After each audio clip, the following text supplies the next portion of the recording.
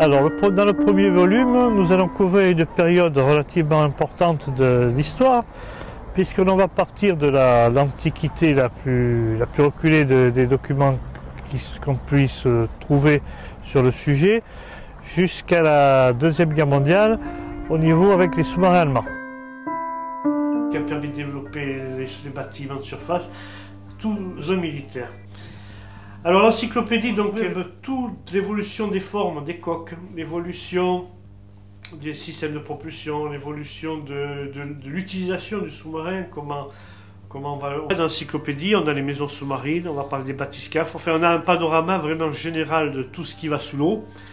Et ça c'est vraiment ce qui manquait un petit peu, parce que les ouvrages, soit on a des ouvrages qui sont spécifiques à certains types de bâtiments, ou sur l'air plongé, ou sur des particularités de la... Là, j'ai essayé un petit peu de faire le tour complet du sujet, de manière...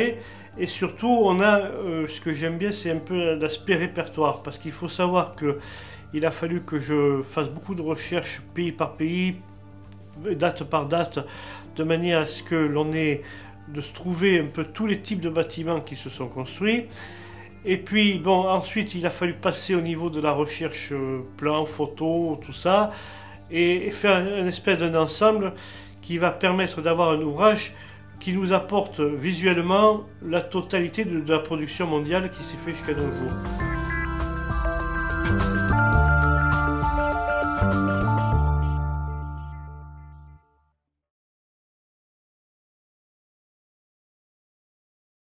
Alors, on va retrouver bien sûr le contenu de mon premier ouvrage, qui est assez développé avec quelques nouveautés.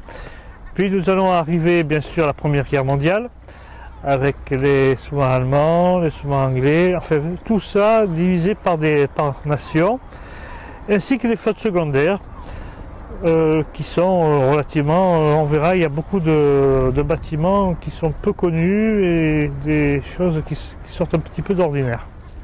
On verra qu'il n'y a pas que les grandes puissances qui se sont mis dans les sous-marins. Donc la Première Guerre mondiale va servir de banc d'essai pour diverses tactiques d'attaque et pour les sous-marins.